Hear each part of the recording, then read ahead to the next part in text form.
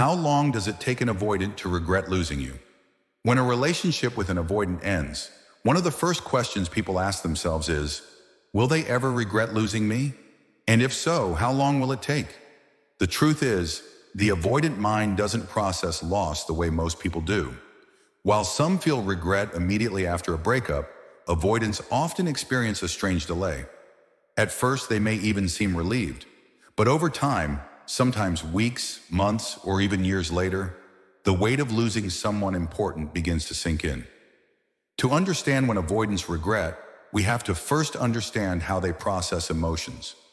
Avoidants are wired to prioritize self-protection over intimacy. When relationships become overwhelming, they often withdraw, creating space so they don't feel consumed or vulnerable. So when a breakup happens, their immediate response isn't sorrow, it's relief. This is why, in the early days, they might look cold, detached, or even indifferent. They convince themselves that the breakup was for the best, and they may even rationalize that you were too much or that they're better off alone. But that relief is temporary because it's not genuine healing. It's emotional avoidance. The timeline of regret for an avoidant starts to unfold when the reality of absence sets in. At first, they distract themselves with work, hobbies, or even new relationships. They tell themselves they're fine, but what they're really doing is avoiding the quiet moments where the loss can be felt. Weeks may pass with little sign of emotion, but then, late at night or in a moment of stress, they remember your presence. That memory comes like an echo, small at first, but impossible to ignore. This is when regret begins to creep in. For some avoidants, it can take a few weeks. For others, it might not hit until months later, when the distractions fade and they realize the comfort they once had with you is gone. Another factor that influences their timeline is how you respond after the breakup. If you chase, beg, or plead, the avoidant feels validated in their decision to pull away. They interpret your pursuit as pressure, which only reinforces their belief that they need distance. But if you detach, focus on yourself, and stop feeding their ego, something shifts. Avoidants secretly expect you to always be there, waiting in the background. When you're not, the absence becomes louder, and their sense of control weakens. That's often when regret strikes, when they realize they miscalculated your strength and independence. For dismissive avoidants in particular, regret tends to come slowly. They pride themselves on independence and convince themselves they don't need anyone. But deep down, even dismissive avoidants crave connection. It just takes longer for them to admit it to themselves. Their regret often surfaces in subtle ways. They might reach out with a casual, "Hey, check your social media," or try to reappear in small, non-threatening ways. It's not always a grand confession. It's usually quiet, cautious, and uncertain.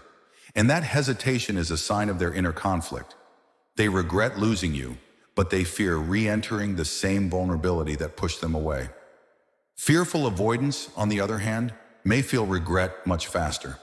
Because they swing between craving closeness and fearing it, their emotions are more intense.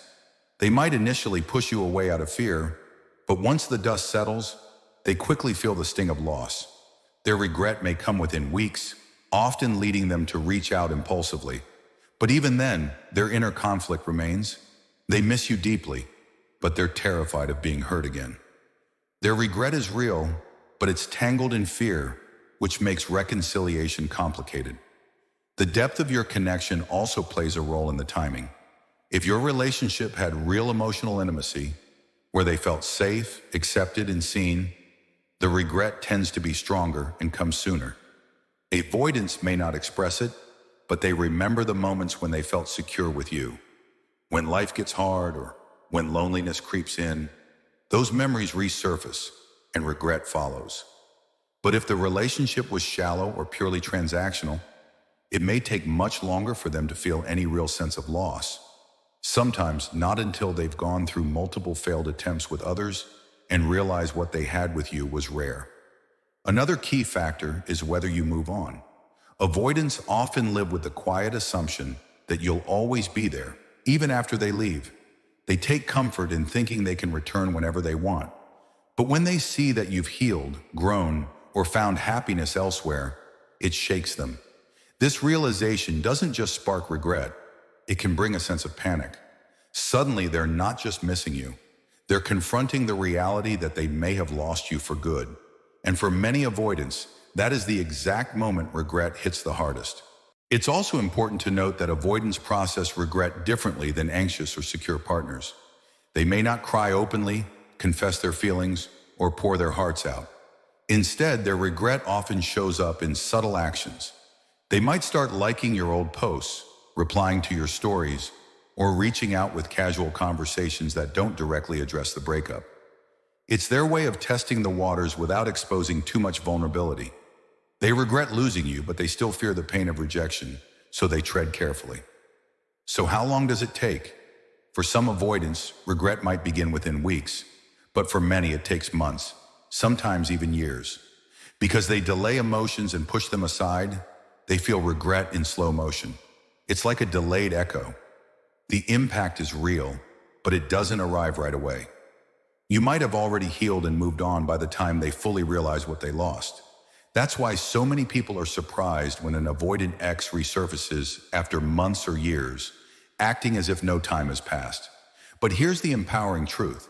Their timeline of regret isn't your responsibility. Waiting for an avoidant to realize your worth keeps you stuck in their cycle. Regret is their journey, not yours. Whether it takes them weeks or years, you don't need to put your life on hold. The healthiest thing you can do is focus on your own healing. Ironically, the more you grow and step into your power, the faster regret often hits them, because they see that you were never dependent on them the way they thought. At the end of the day, avoidants do regret losing people who mattered, but their timing is unpredictable. They might not show it in dramatic gestures, but it lingers in their silence, in their late-night thoughts, and in the way they eventually circle back. Their regret is real, but by the time they feel it fully, you may already be long gone. And that's okay, because the point isn't waiting for their regret. The point is recognizing your own worth regardless of it. So if you've been wondering when your avoidant ex will regret losing you, the answer is simple yet powerful. It will happen when their distractions fade, when they realize your absence is permanent, and when they see you thriving without them. But the bigger question is, will you still care by then? Because real strength isn't about being the one they regret losing. It's about becoming the one who no longer waits for their regret to define your value. If this video gave you clarity, hit that like button, subscribe for more deep dives into attachment psychology, and share this with someone who needs to hear it. Your healing starts with understanding, and I'll be here every step of the way. Thanks for watching, and I'll see you in the next video. Until then, take care of your mental and physical health.